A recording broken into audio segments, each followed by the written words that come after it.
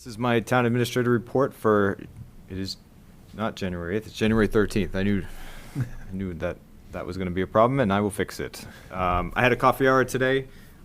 First time in a while, I only had one guest, but it was an important conversation, and I was able to give coffee to the staff. So maybe they didn't know that it was because it was a TA coffee hour, and they thought I was being nice. I'm likely to go to the library next with their permission, and I'm considering holding a publicly announced coffee hour at the DPW to start bringing people to that. That's a good idea. That's great. I don't know where. We'll do it in the trailer, maybe, but I'm Use their coffee machine. going to too. find the worst spot so that Yeah, Rainy Send that day on message. in the bays. yeah. The water's coming in. Bring your boots. 6 inches of water. with town meeting season and budget season coming up, I encourage people to sign up for our newsletters, email alerts, and podcasts to stay informed. We do a podcast on every warrant article and cover all of this stuff extensively for people to digest, hopefully while they're exercising or driving or doing whatever they need, so it's easy. For our HR report, we had some appointments earlier, mainly Richard Anise, our interim building commissioner. We appreciate him serving for a little bit while we find our permanent hire. Aubrey's report also includes a lot of information from Chief Soros about the fire department. Some of it we'll get into, but we had a promotion of David Newman to captain and EMS coordinator, Lloyd Burke to first lieutenant, a couple new hires, and a lot of our staff is now working on their advanced EMT, which is going to help our service delivery and even our revenue, hopefully. The Council on Aging is still looking for a part-time van driver, if you know anybody. And we've also started our review process, so tonight you heard mine that officially kicks off the review season. All of our department heads and employees have completed their initial evaluations, their self-evaluations that have come to me. We'll schedule one-on-ones with all those employees to discuss their goals, their performance, and their professional development plans. That should take about a month, so in mid to late February, we will report that has been completed. For department updates and information, the annual report for 2025 has begun. This is the report process for all departments and town activities. We are working on streamlining this, making it more ADA accessible, and with any luck, we are going to try to put this in for an award, given Gretchen's level of work. So the awards are based off of not only aesthetics, but accessibility and the ease of information finding and use. If you want to see our town reports, they're on the town website, and we have all of them back to the 1800s. They're a great read. Route to Sustainability Day has been set by the ESC. That'll be Sunday, May 3rd at 1 p.m., and you have all been formally invited. The Council on Aging and Human Services and our other resident services departments, mainly the library and the recreation department, received a grant from the Mass Broadband Institute. It's connected and online program. This is going to provide 30 internet-enabled devices and assistive technology and remote health monitoring to the equipment to the town for no cost. Some budget updates. The Finance Committee will begin its marathon meetings tomorrow. I'm just sleeping here for a week or so. It's going to be fun. We're going to do our long meetings, and they're actually very informative. I'm bringing some staff members so that they can see it and see some of the other departments' requests for professional development. They will provide a recommendation to you based on the conversation with the departments about service levels and cost. This will inform your February, March, and April deliberations with the Finance Committee. We're also working with Chief Amendola and Chief Soros, finalizing new employment contracts. We've extended offers to continue their service here in Carlisle. Those will come to you for a final vote and will be part of the FY27 budget. For capital project updates, our elevator project, we had a pre-construction meeting with our design firm, the facilities department, and the contractor. This will begin in the spring with submittals, and it has already started in advanced planning. Barring any scheduled changes, the first elevator will be the CPS elevator in the Grant building. That will start the day that school ends and will be completed before school starts to maximize that time period. If they can do town hall and the library simultaneously, they will, or they'll follow each other back to back. The reason for starting that late, not only for the school, is also the schedule of the contractor and the availability of all of the equipment, which is a lot of lead time for a lot of elevator equipment. Town hall bathroom renovation and mechanical room expansion. We do expect the restroom renovation project to begin in the next month or so. The mechanical room expansion has been brought in-house. If you remember, the costs were prohibitive, so the MFC authorized Facilities Department to do it on overtime and using some of our own skills. So that'll happen in the spring when they can fit it in. Cemetery mapping, we are continuing to be fascinated by the cemetery's history and where everything is. Gretchen and Jim are spearheading this effort with your cemetery committee. Special props to Gordon for his investment in this. The mapping has slowed, but most of the cemetery has been mapped at this point with drones and maps and all kinds of other interesting things. Cool. For CPA projects, the Diamond Park study, the subcommittee finalized their contract with Lula Designers to assist the committee with the redesign. This will result in some type of design and cost estimate that will come, I believe, to you next year for the actual rehabilitation work. This is under the authority of the Recreation Commission. Cranberry Bog Dam number 1. Much like me, Megan didn't know there was a cranberry bog when she took on the conservation role and how much she was going to learn about Cranberry Bog Dam number 1. But we've been working on it.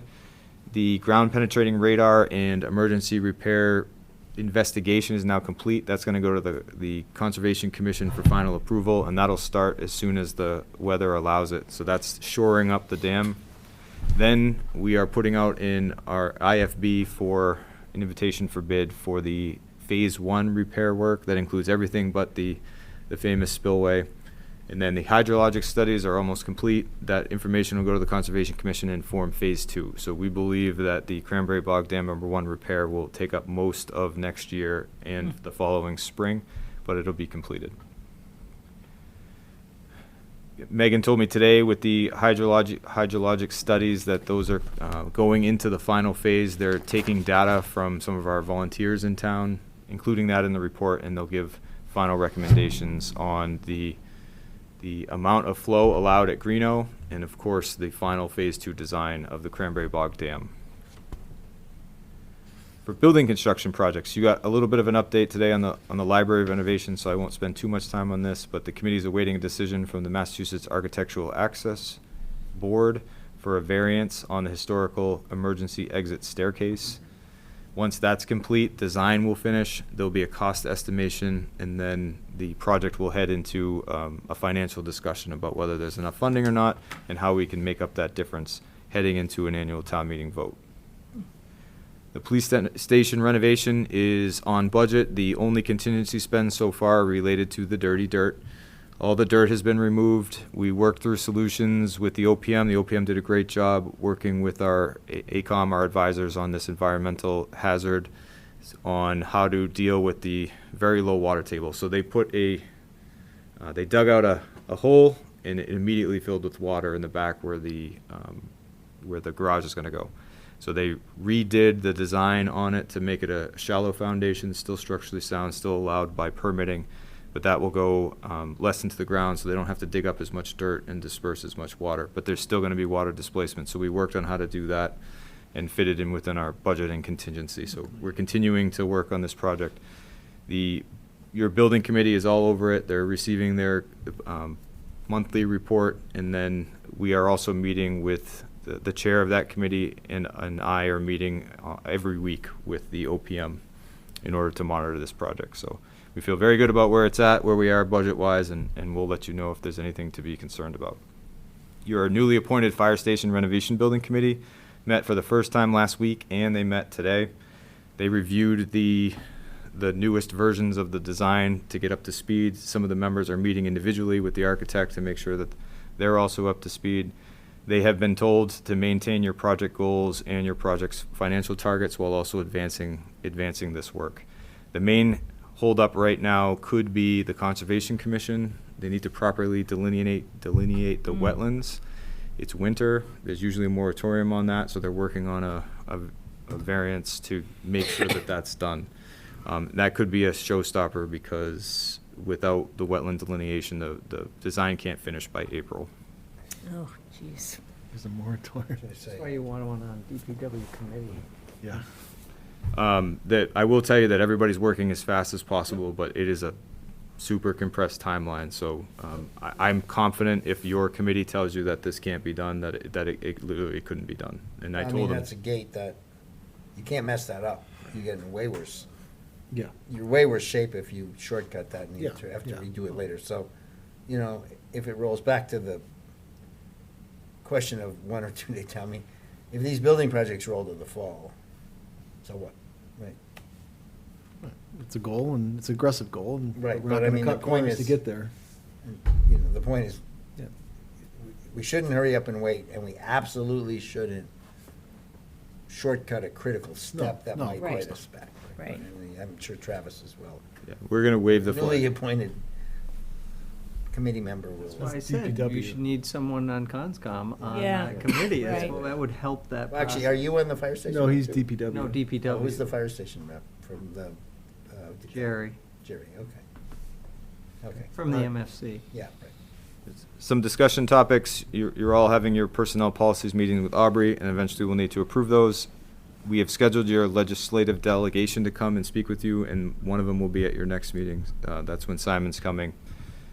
I should say Representative Cataldo. Representative Cataldo's coming to your meeting, at your next meeting, and then Senator Barrett's coming in March, in person. So we're gonna prepare that for you, and if you have anything specific you wanna talk about, it would be good to send it to us ahead of time so that we Mhm. can allow them time to prepare and have an answer. Budget and town meeting is gonna dominate your spring, as you know, and we haven't stopped working on the cell tower RFP. Town council has finished a final draft. We're gonna send that to the consultant that's looking to bid, make sure that it all makes sense, and then we'll bring it to you for approval, and that'll have to go to town meeting for lease approval. But that could move pretty quick, assuming there's no other hiccups. We have a slew of signs in the Rotary, as you know. We're diligent. If those are approved, allow them. If they're not, we take them out and we talk to them about the process, so, all of them. Who actually places those and retrieves them?